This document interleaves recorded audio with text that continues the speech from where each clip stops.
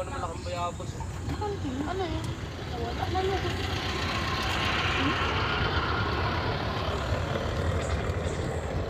Pero kung sila nag-shift lang. Yan. May mga maliliit Cavite. na ano sa ano eh. Paliki ata. Forest ng Cavite.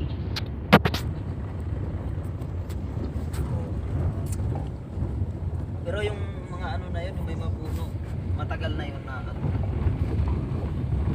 Baka nung unang panahon pa yun. No.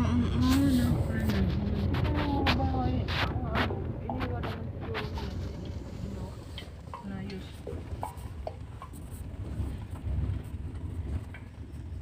Dito naman ang Puerto Azul. Ayan, doon. Wala na. Puerto Azul. Patay ito. Mapatayan? Ayan, Forest ng Cavite.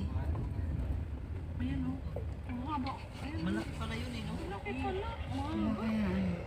Ano kaya yan dyan? Parang bunker eh. Oh, maraming treasure dyan sa loob.